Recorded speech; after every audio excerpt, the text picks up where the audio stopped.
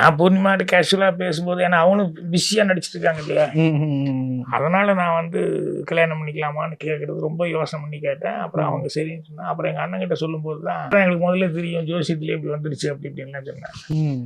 அப்போ இவர்கிட்ட போய் சொல்லலான்னு சொல்லிட்டு தான் போனேன். வா என்ன அப்படின்னாரு. ஒன்றும் இல்லை கல்யாணம் பண்ணிக்கலாம் டிசைட் பண்ணிட்டு ரொம்ப சந்தோஷம் அப்படின்னாரு. ஜோசியர் வந்து யார் பொண்ணு அப்படின்னாரு. அப்புறம் டார்லிங் நினச்சிப்பாங்க. அப்படியா ரொம்ப ரொம்ப சந்தோஷம் அப்படின்னாரு.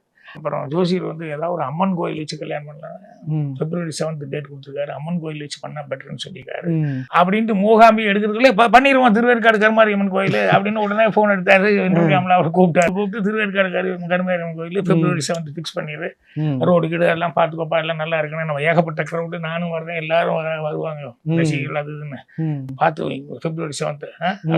ஓகே கல்யாணம் நல்லபடியாக முடியும், ஒன்றும் ப்ராப்ளம் இல்லை, வேற என்ன அப்படின்னாரு. சரி ஓகே கருமாரியம்மன் கோயிலுக்கு இங்கே முடிச்சுக்குவோம், அடுத்தது அங்கே மூகாம்பி கோயிலுக்கு கல்யாணம் முடிச்சுன்னு ஒரு 1 week 10 days சத்தம்லாம் போயிட்டு வந்துடலாம். ஸோ அதுக்கப்புறமா அவர் வந்து கோயிலுக்குள்ளேயே வந்து சன்னதியிலேயே வச்சு தாலி எடுத்து கொடுத்து கல்யாணம் பண்ணுறதுங்கிறது எல்லாத்துக்கும் ஒரு இதாக இருந்தது. அவர் அதை பற்றி எல்லாம் ஒன்றும் கவலைப்படல. இந்த பக்கம் எம்ஜிஆர், இந்த பக்கம் சிவாஜி கல்யாணம் பண்ணி வச்சாங்க. சரி எல்லாம் லைஃப்ல ஒரு பெரிய கொடுப்பனை. உனக்கு தெரியுமில்ல ராஸ்குட்டிக்கு எம்ஜிஆர் படம் தான் பிடிக்கும்னு நான் சொன்னேன்னு சொல்லி எங்க எங்கிட்ட ஒரு 12,000 ரூபாய் வாங்கி சாயங்காலம் ஒரு எம்ஜிஆர் படம் போடு, நான் வந்துடுறேன். அப்படி